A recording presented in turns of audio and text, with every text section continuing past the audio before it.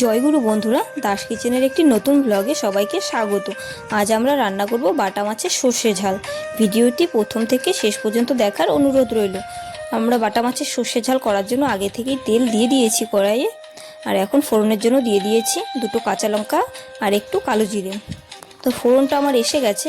আমি অফ ক্যামেরায় পেস্ট করে রেখেছি হাফ চামচ পোস্ত, 1 চামচ সর্ষে, একটু আদা, 3-4 কোয়া রসুন, কাঁচা লঙ্কা আর মিডিয়াম সাইজে থেকে একটা হাফ করে নিয়ে পেঁয়াজ দিয়েছি।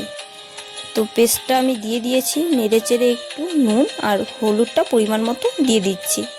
এখন ভালো করে মিশিয়ে নেব। আর সর্ষেটা বেশিক্ষণ ভাজবো না, কারণ সর্ষে বেশি ভাজলে তেতো হয়ে যায়। তো 2 থেকে আড়াই মিনিট আমি ভাজবো। ভাজা প্রায় হয়ে গেছে, সুন্দর কালার এসছে, তেলও ছেড়ে দিয়েছে। এখন একটু আমি নেড়ে চেড়ে ঝোলের জন্য জল দিয়ে দেব। আমি একটু নেড়ে নিচ্ছি ভালো করে, সুন্দর গন্ধ বেরিয়েছে। এখন আমি ঝোলের জন্য জল দিয়ে দিলাম। এখন ঝোলটা ফুটতে দেব। ফুটুক। জল দিয়ে জাল দিলে কোনো সমস্যা নেই, কিন্তু বেশিক্ষণ ভাজলে তেতো হয়ে যায়। তখন জল দিয়ে আমি ফুটিয়ে নেব ভালো করে। ফুটে গেছে। এই পর্যায়ে আমি মাছগুলো দিয়ে দিচ্ছি। আমি মাছ ভাজাগুলো দেখানো হয়নি, একটু তাড়াহুড়োয় ছিলাম, তাই অফ ক্যামেরায় ভেজে নিয়েছি। মাছগুলো একটু বেশি কড়া কড়া করে ভেজেছি, কারণ আমাদের বাড়ি সবাই একটু কড়া ভাজাই পছন্দ করে। মাছগুলো দিয়ে দিয়েছি, ভালো করে ফুটিয়ে নেব।